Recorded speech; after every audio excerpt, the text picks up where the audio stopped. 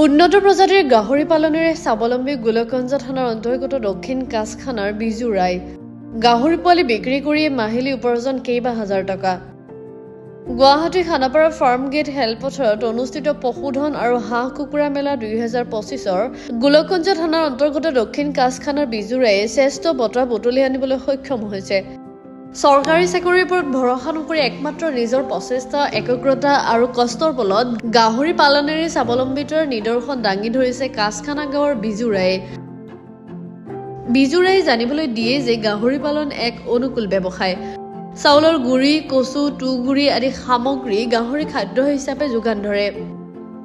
অসম চৰকাৰৰ পশুপালন বিভাগৰ তৰফৰ পৰা আজি পৰ্যন্ত কোনো ধৰণৰ আৰ্থিক সহায় আগবঢ়োৱা নাই বুলি উল্লেখ কৰে বিজু ৰায়ে। আপনাৰ পৰিচয়? নমস্কাৰ, মোৰ নাম বিজু ৰায়। মোৰ ঘৰ ধুবুৰী জিলাৰ দক্ষিণ কাছখানা গাঁও। মই আজি গাহৰি পালনৰ লগত আজি ধৰক 23-24 বছৰ ধৰি জড়িত হৈ আছোঁ। আজিলৈকে আমাৰ চৰকাৰৰ পৰা একো সা সুবিধা পোৱা নাই, কিন্তু আমাৰ চৰকাৰখনে আমাৰ পশুপালন বিভাগে মোক মানে যথেষ্ট সহায় কৰি আছে। আৰু মানে এই উৎসাহ দিয়াৰ কাৰণে মোক 2025 আমাৰ গুৱাহাটী খানাপাৰাত হাঁহ কুকুৰা মানে গৰু ছাগলী গাহৰি এইবিলাকৰ গুৱাহাটী খানাপাৰাত এখন মেলা লাগে, পশু মেলা। তাতে 2025 মোক আমাৰ ধুবুৰী জিলাৰ পৰা শ্ৰেষ্ঠ বঁটা মোক দি আৰ কি গৰ্বিত কৰিছে আর কি। এইটো বঁটা পাই মোক বহুত ভাল লাগিছে। এইটো বঁটা মোৰ আজি এইটো মানে দ্বিতীয় বঁটা। মই 2019তো শ্ৰেষ্ঠ বঁটা পাইছোঁ আৰু 2025তো মই এইটো বঁটা পালোঁ। এইটো বঁটা পাই মই বিৰাট সুখী হৈছোঁ। আৰু এই পশুধন মেলাখন কত অনুষ্ঠিত হৈছে? এইখন হয় আমাৰ গুৱাহাটী খানাপাৰাৰ ফাৰ্ম গেটত আৰ কি অনুষ্ঠিত হয় আৰ কি। পাইছে নেকি?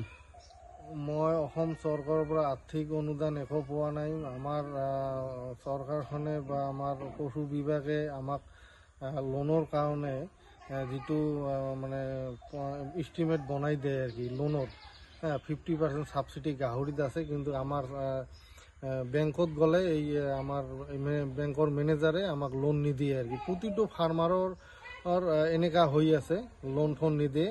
কিন্তু আমাৰ চৰকাৰখনে এটা গাইডলাইন্স বান্ধি দিছে যে আমাৰ যিবিলাক গাহৰি পালন আছে, মানে হাঁহ কুকুৰা পালক আছে, সিহঁতক মানে 50% সাবসিডি লোন দিবই লাগিব, কিন্তু বেংকে আমাক লোন নিদিয়ে। এইটো ক্ষেত্ৰত মই আমাৰ চৰকাৰখনক এইটোৱে ক'ম যে আমাৰ এইটো সমস্যাৰ সমাধান যাতে ভালকে গুৰুত্ব দি যাতে এইটো সমাধান কৰে, এইটোৱে মোৰ আমাৰ চৰকাৰখনৰ ওচৰত বিনম্ৰ অনুৰোধ। মই আজি ধৰক 1999-2000ৰ পৰা জড়িত হৈ আছোঁ আৰু কি।